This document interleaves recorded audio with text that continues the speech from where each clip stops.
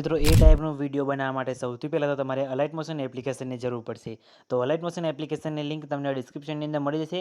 Telegram ગ્રુપમાંથી પણ તમે download કરી શકો છો અને પ્લે સ્ટોરની અંદર પણ તમને મળી જશે. તેથી પણ તમે ડાઉનલોડ કરી શકો છો. બરાબર, તો ડાઉનલોડ થઈ જવાનું છે. ડાઉનલોડ કર્યા બાદ અલાઇટ મોશન એપ્લિકેશનને તમે ઓપન કરશો એટલે આ રીતના તમને એનો ઇન્ટરફેસ જોવા મળશે. બરાબર, તો સૌથી પહેલાં તમે જોઈ શકો છો ઉપર તમને આ ઓપ્શન દેખાય તેના ઉપર ક્લિક કરી અલાઇટ મોશન એપ્લિકેશનને સૌથી પહેલાં તમારે સાઇન ઇન કરી દેવાનું છે. સાઇન ઇન કર્યા બાદ નીચે તમને પ્રોજેક્ટ વાળો ઓપ્શન દેખાશે. બરાબર, તેના પર તમારે ક્લિક કરવાનું છે. તેના પર ક્લિક કર્યા બાદ તમારે શું કરવાનું છે, સૌથી પહેલાં તો ફૂલ પ્રોજેક્ટને એડ કરવાનો રહેશે. ફૂલ પ્રોજેક્ટની લિંક તમને ડિસ્ક્રિપ્શનની અંદર મળી જશે.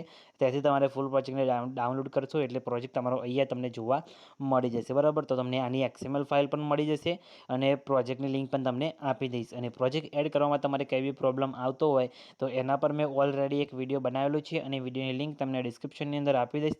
તો જેને તમે વિડીયો જોઈ લેજો એટલે પ્રોજેક્ટ તમારો એડ કરવામાં કંઈ બી પ્રોબ્લેમ નહીં આવે. બરાબર, અને પ્રોજેક્ટ તમારો આરામથી એડ થઈ જશે. બરાબર, તો પ્રોજેક્ટ એડ થઈ જાય પછી તમારે શું કરવાનું છે, પ્રોજેક્ટને ઓપન કરવાનો છે.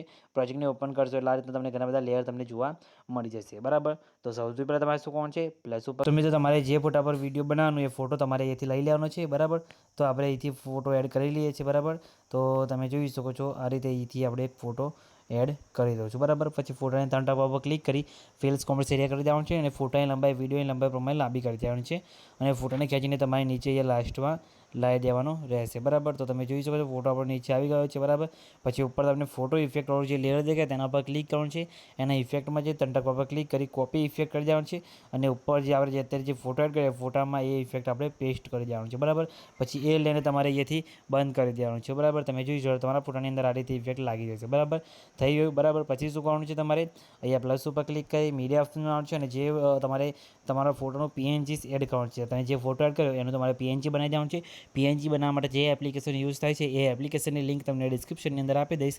ત્યાંથી તમે તમારો ફોટાનો PNG બનાવી શકો છો. બરાબર, તો PNG બનાવી દેવાનું છે અને પછી PNGને તમારે આ રીતે એડ કરી દેવાનું છે. બરાબર, એડ કર્યા બાદ PNGની સાઇઝ તમારે અહીંથી ફોટાની અંદર મેચ કરી દેવાની છે અને આ રીતે સેટ કરીને તમારે PNGને મૂકી દેવાનું છે. બરાબર, સાઇઝ થોડીક આપણે અહીંથી પ્લસ કરી દેવાની છે. બરાબર, અને PNGમાં કમ્પ્લીટ સેટ થઈ જાય એ રીતે તમારે આ રીતે મૂકી દેવાનું છે. બરાબર, તમે જોઈ શકો છો આ રીતે થઈ ગઈ.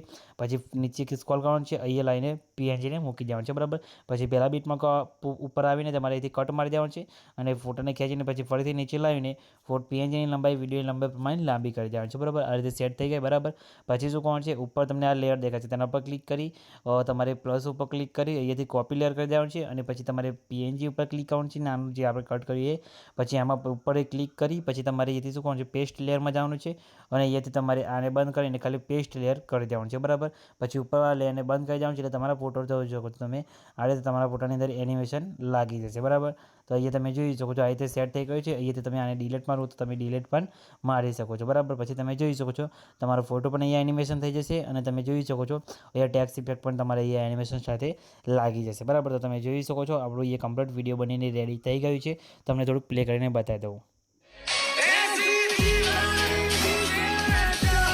તમે જોઈ શકો છો કે એકદમ ઇફેક્ટ સાથે આપણું વિડીયો કમ્પ્લીટ બનીને રેડી થઈ ગયું છે. તમે જોઈ શકો છો. તો મિત્રો વિડીયો બની જાય પછી વિડીયોને સેવ કરવા માટે તમારે શેર ઉપર ક્લિક કરવાનું છે.